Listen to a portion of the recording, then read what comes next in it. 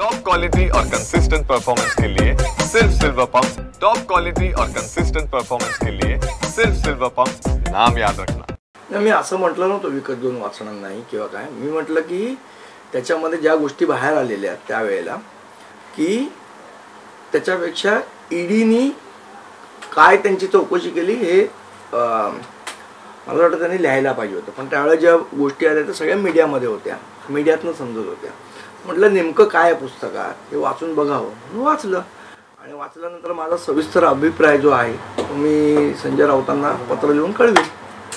पुस्तक वाचताना फोटो जो तुम्ही ट्विटरवरती टाकलाय त्याला जे कॅप्शन दिले त्यावरून चर्चा होत आहे की यात लपवण्यासारखं काही नाही. अगदी हेच कॅप्शन संजय राऊत यांनी राज ठाकरेंना पुस्तक ज्या वेळेला पाठवलं तेच कॅप्शन त्यांनी दिलेलं होतं. नेमकं याचा मतितार्थ काय घ्यायचं? नाही म्हणजे पुस्तक मी वाचतोय, याच्यात लपून वाचण्यासारखं काही गरज नाही, ओपनली वाचतोय म्हणून मी ते तसं लिहिलं कॅप्शन. संदीप देशपांडेंचं पुस्तक विकत घेऊन वाचले की त्यांनाही भेट मिळाली? नाही, मला भेट नाही मिळाली. आणि विकत घेऊन वाचलेलं नेहमी चांगलं असतं, त्याच्यावर तुम्हाला खरा अभिप्राय देता येतो. समजा कोणी गिफ्ट केलं पुस्तक तर ते चांगलंच म्हणावं लागतं. त्यापेक्षा विकत घेऊन वाचलं तर जे मनात आहे तुम्हाला ते तुम्हाला स्पष्टपणे मांडता येतं. म्हणजे एखाद्याने फुकट पिक्चर दाखवला तर तो चांगलाच म्हणावा लागतो. आतापर्यंत तुम्ही जेवढं पुस्तक वाचलं काय वाटतं? तर मी संपूर्ण पुस्तक वाचेन आणि माझा सविस्तर अभिप्राय मी संजय राऊतांना पत्र लिहून कळवणार आहे. खरं तर अनेक अभिप्रायांच्या मुद्दे जे ते महाराष्ट्र नवनिर्माण सेना आणि ठाकरेंच्या शिवसेनेचे मागच्या काही दिवसांपासून महाराष्ट्राच्या राजकारणात आहेत. त्यात परवा रात्री पुन्हा एकदा आदित्य ठाकरे यांनी म्हटले की महाराष्ट्राच्या हितासाठी आम्ही एकत्र यायला तयार आहोत. ठाकरे पुन्हा एकदा, मग तुमचा अभिप्राय अजून काही त्याच्यावर आलेला नाही? नाही, ह्याच्यात बघा असं आहे, काल मी तुमच्याचकडे बातमी बघितली की काय बोलायला मनाई केली आहे वगैरे वगैरे, असा काही भाग नाही आहे. पण रोज रोज नुसतं आम्ही सकारात्मक आहोत असं बोलून कसं काय होऊ शकते युती, हे मला असं वाटतं जे बोलणारे आहेत त्यांनाच माहीत असेल. आमची भूमिका स्पष्ट आहे.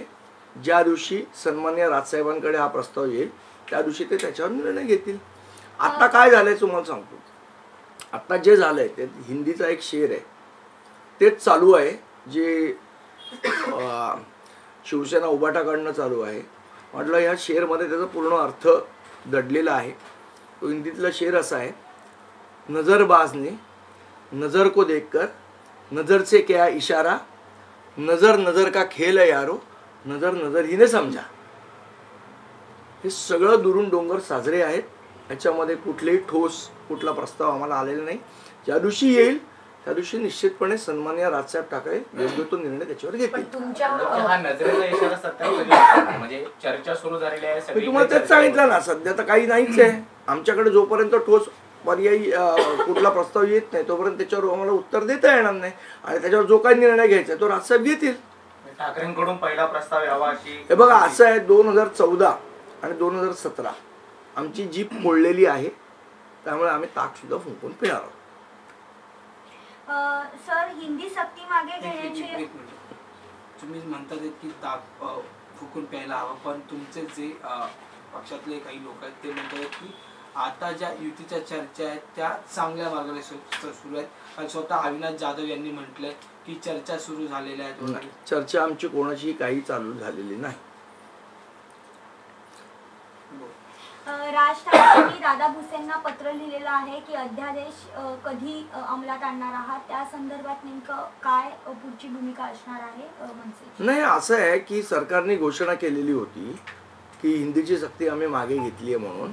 वाटतं ते प्रत्यक्षात कागदावर उतरणं गरजेचं आहे. त्यामुळे आम्ही सांगितलं की याच्यापुढे जी पहिलीपासून त्रिसूत्री भाषा याच्याऐवजी द्विभाषाचे जे सूत्र आहे ते लागू करणार म्हणून सरकारने सांगितलेलं ते कागदावर आलं पाहिजे आणि ते काढतील असं आम्हाला आशा आहे त्यांच्याकडनं.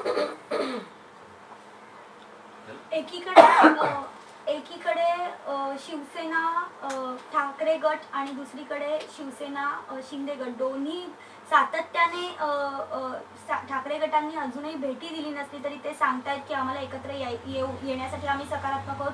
तर शिंदे गटाच्या काही नेत्यांची सातत्याने होणारी राज ठाकरेंना भेट एक कुठेतरी कुठेतरी दोन्ही दगडांवर कुठेतरी पाय किंवा असं काही चाचपणी तुमची सुरू आहे का की नेमकं काय करायचंय किंवा काय नाही करायचंय, असं या संदर्भात काही चाचपणी? मी तुम्हाला सांगितलं अजूनपर्यंत आम्हाला कोणाकडनंही ठोस प्रस्ताव नाही.